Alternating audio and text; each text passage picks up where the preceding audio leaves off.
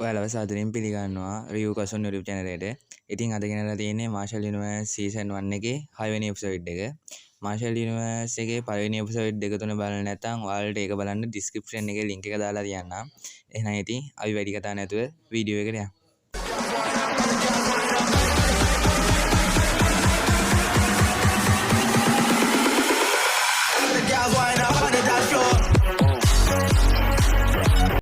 හරි 6 වෙනි එපිසෝඩ් එක පටන් ගන්නකොටම අපිට පෙන්නන්නේ ලෙයි පවුල. ලෙයි බව කියනවා මම දැනටමත් ආරාධනා පත්‍රය යවලා තියෙන්නේ. ලින් පවුලේ කට්ටිය ආපුවම අපිට ලින් සෙන්ටියන්ව මරන්න පුළුවන් කියලා. මෙතන ලින් සෙන්ටියන් කියන්නේ ලින්ඩෝන්ගේ සීයා. ඊට පස්සේ මෙතන ඉන්න ෂී පවුලේ කෙනා කියනවා ලින් සෙන්ටියන් එහෙම නොසලිකලිමත් විදිහට වැඩ කරන කෙනෙක් නෙමෙයි. ඒ නිසා අපි පරිස්සම් වෙන්න ඕනි කියලා. එතකොට ලෙයි බව කියනවා මම ශක්තිමත් ස්වාමියෙකුට එන්න කියලා තියෙන්නේ කියලා. ඊට පස්සේ ෂී පවුල එක්කෙනා අහනවා එයා ඇත්තටම ඔයාලට වඩා බලවත්ද කියලා. එතකොට මෙතන තිබ්බ තේකෝප්පේ පුපුරලා යනවා. ෂී පවුල එක්කෙනා පුදුම වෙනවා මොකද ඒ මානසික බලය නිසා. ඊට පස්සේ ඒ සීන් එක කට් කරලා අපිට පෙන්නන්නේ ලින්ඩෝන්ව. ලින්ඩෝන් කොහොම හරි යන්ෂුවන් දුන්න පොත පාවිච්චි කරලා දෛවයේ මුද්‍රාව තනියම හදනවා. ඒ නිසා දැන් ලින්ඩෝන් කියන්නේ පළවෙනි මට්ටමේ සීල් මාස්ටර් කෙනෙක්. ඊට පස්සේ ලින්ඩෝන් එයාගේ බලය පරීක්ෂා කරනවා. ලින්ඩෝන්ට එයාගේ ශරීරයෙන් ආත්මය වෙන් කර ගැනීමටත් පුළුවන්. ඉතින් මේ ලින්ඩෝන් පාලනය කරන ආයුධ වලට කියන්නේ ස්ප්ලිට්, ක්‍රෂින්, ස්පින්ඩල් කියලා. මම ඒ වචනේ දිග වැඩි හින්දා ඒවට ස්ප්ලිට් ක්‍රෂින් කියලාම කියන්නම්. ඊට පස්සේ තමන්ගේ ශරීරයට ඇතුල් වෙන ලින්ඩෝන් කල්පනා කරනවා එයා ගත්ත අමරණීය ලීයේ මොකද්ද තියෙන රහස කියලා. ඊට පස්සේ ලින්ඩෝන් මෙම අමරණීය ලීයට එයාගේ මානසික බලය ඇතුල් කරනවා. ඊට පස්සේ එතකොටම ලින්ඩෝන්ට දැනෙනවා විශාල ආධ්‍යාත්මික බලයක්. ඒ නිසා ලින්ඩෝන් කරන්නේ ඒ පැත්තට යන එක. ලින්ඩෝන්ට කල්පනා වෙනවා එයාගේ සීයා කියලා. එයාගේ සීයා ප්‍රාථමික ආත්ම අධීරය දක්වා වර්ධනය වෙලා කියලා ලින්ඩෝන්ට හිතෙනවා. ඊට පස්සේ අපිට පෙන්නන්නේ ලින් පවුල. ලින්ඩෝන්ගේ සෝල් එකත් මෙතන තියෙනවා. ලින්ඩෝන්ගේ සීයා එයා හිටපු කාමරයෙන් එළියට එනවා. ප්‍රාථමික ආත්ම අධීරයට යන්න තරු 4 ආධ්‍යාත්මික පෙත්තක් තමයි ලින්ඩෝන්ගේ සීයා හදලා තියෙන්නේ. මේක නිකන් ඇල්කමිස්ලා හදන පෙත්තක් නෙමෙයි. මේ ආධ්‍යාත්මික පෙති ප්‍රාථමික ආත්ම අධීරයට යනකොට තමයි හැදෙන්නේ. ඒක ඊට පස්සේ ගිලින්න ඕනේ. හරි මෙතන කාගේ හරි සෝල් එකක් තියෙනවා කියලා ලින්ඩෝන්ගේ සීයාට දැනෙනවා. ඊට පස්සේ ලින්ඩෝන්ගේ සීයා කියනවා කවුද මෙතන ඉන්නේ කියලා. එතකොටම ලින්ඩෝන්ගේ ආත්මය ඇවිල්ලා ආපහු එයාගේ ඇඟට වදිනවා. ඊට පස්සේ ලින්ඩෝන්ගේ සීයා හදාගත්ත ආධ්‍යාත්මික පෙත්ත එයා ගිහලා ඒකේ බලය අවශෝෂණය කරගන්නවා.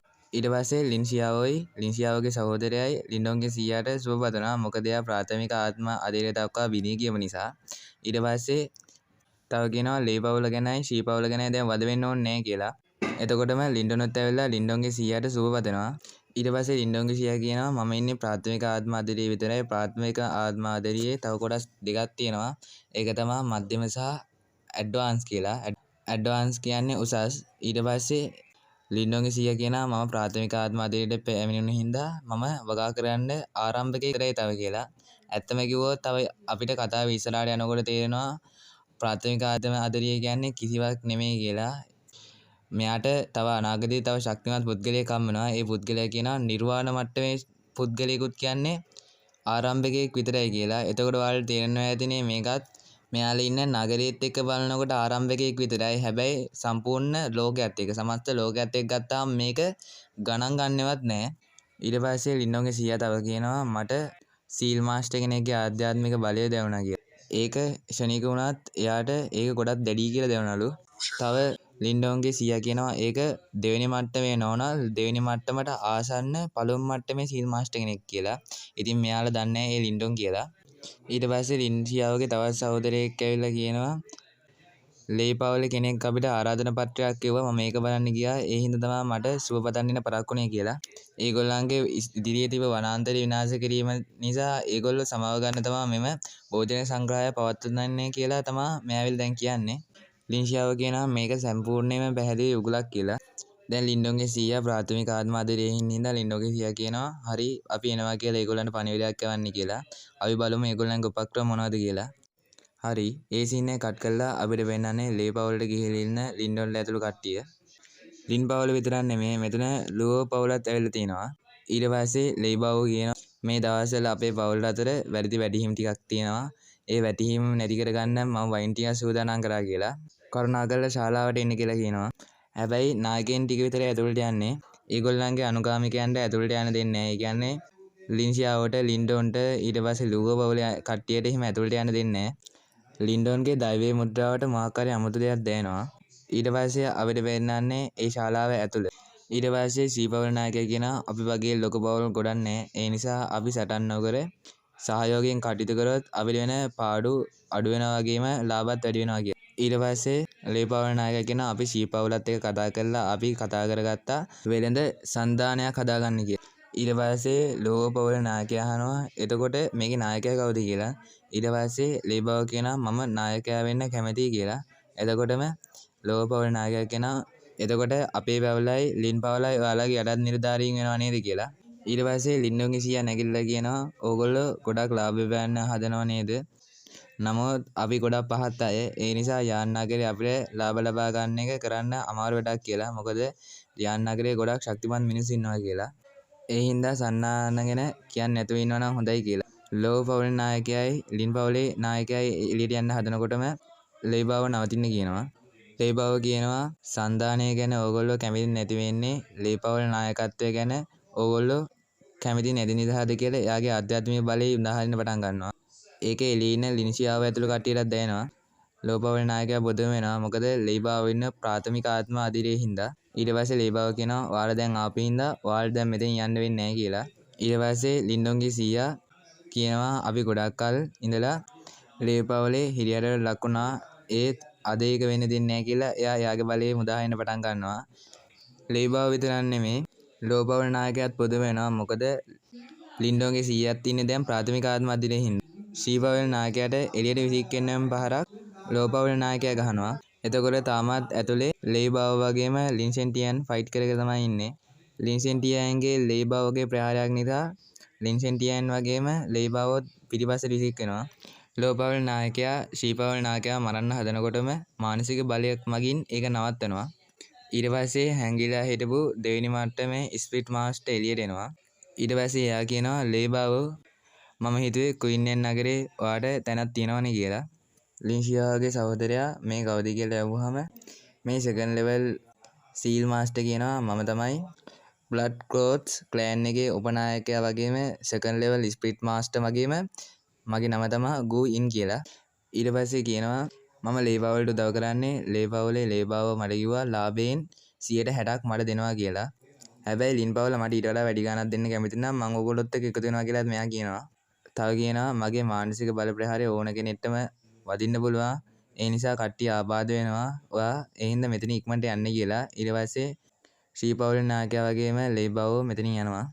ඊට පස්සේ මේ ගෝයින් කරන්නේ ඒගොල්ලන්ට අවකාශ අගල වගේ දෙයක් කරන එක.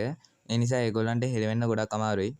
කොහොම හරි අමාරුවෙන් මානසික බල ප්‍රහාරයෙන් බේරිච්ච ලින්ඩෝන්ගේ සීයා ගෝයින් එක ෆයිට් කරන්න හදනවා. ඒත් ගෝයින් එක ෆයිට් කරන්න ලින්ඩෝන්ගේ සීයාට බෑ. ලින්සියාවොත් ගෝයින්ට ප්‍රහාර එල්ල කරන්න ආවත් ලින්සියාවටත් ගෝයින් එක ෆයිට් කරන්න හම්බෙන්නේ නැහැ. එතකොටම ලින්ඩෝන් එයාත් එක්ක ෆයිට් කරන්න හදනකොටම ලින්සියාව ඒක නවත්තනවා. ලින්ඩෝන්ගේ සීයා මරන්න හදනකොටම ලින්ඩෝන් ඇවිල්ලා ඒක මැදට පැනලා ඒක බේරලා ඔයා මෙතන ඉන්න එකම සීල් මාස්ටර් නෙමෙයි කියලා කියනවා. ඊට පස්සේ ලින්ඩෝන් ගෝයින් එක ෆයිට් කරන්න යනවා. ඊට පස්සේ ගෝයින් එයාගේ ස්ප්ලිට් කසින් ටික එළියට ගන්නවා.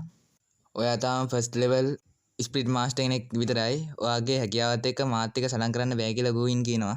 ඊට පස්සේ ගෝයින්ගේ ස්ප්ලිට් කසින් ටික ගිහිල්ලා ලින්ඩෝන්ගේ පැත්තට එවනවා. ඒ හින්දා ලින්ඩෝන් එයාගේ මානසික ශක්තියෙන් බාධකයක් නිර්මාණය කරගන්නවා. ගෝයිනොයි ලින්ඩෝනොයි මෙහෙම ටික ලාවක් ෆයිට් කරගන්නවා. හැබැයි සීල් මාස්ටර්ලාගේ ෆයිට් එකත් සුපිරි. ඉතින් මොකද අපි හැම වෙලාවෙම බලන්නේ අනිත් ෆයිට් නේ. කියන්නේ වගා කරලා ගන්න එනර්ජි එකේ ෆයිට් නේ. මෙතන ස්ප්ලිට් මාස්ටර්ස්ලාගේ ෆයිට් එකත් ඉතින් මේක අමුතුම ෆයිට් එකක්.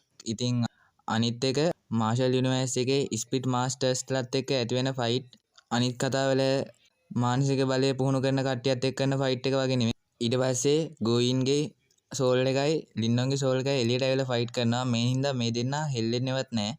ඊට පස්සේ ගෝයින් කරන්නේ එයාගේ මානසික ශක්තිය ඝනීභවනය කරලා එයා ඒකෙන් ප්‍රහාරයක් එල්ල කරන එක. මේ ප්‍රහාරය ලින්ඩෝන්ට දරා ගන්න බැරි වෙනවා. මොකද එයාගේ ස්ප්ලිට් කසින් ඔක්කොම ටික මේ හින්දා දෙපැත්තට විසික් වෙනවා. එතකොටම ලින්ඩෝන්ට මතක් වෙනවා එයා අර වෙලාවේ මිලිටරි ගත්ත අමරණීය ලීය ඊට පස්සේ ලින්ඩොන් කරන්නේ ඒ අමරණීය ලිය ඝනීභවනය කළ ස්ප්ලිට් කසින් එකට විසික් කරන එක. මේ නිසා ස්ප්ලිට් කසින් එක විනාශ වෙලා යනවා. ඊට පස්සේ ගෝවින් කරන්නේ තවත් ස්ප්ලිට් කසින් එකක් ඝනීභවනය කරලා ආත්ම ශක්තියෙන් ඒත් එක්ක එයාගේ දෛවයේ මුද්‍රා දෙක යවන එක. මේ දෛවයේ මුද්‍රා දෙකක් මෙයාට තියෙන්නේ. මෙයා සෙකන්ඩ් ලෙවල් මාස්ටර් කෙනෙක්ින්ද ලින්ඩොන් ඉන්නේ ෆස්ට් ලෙවල් හින්දා තමයි යාට එකක් තියෙන්නේ.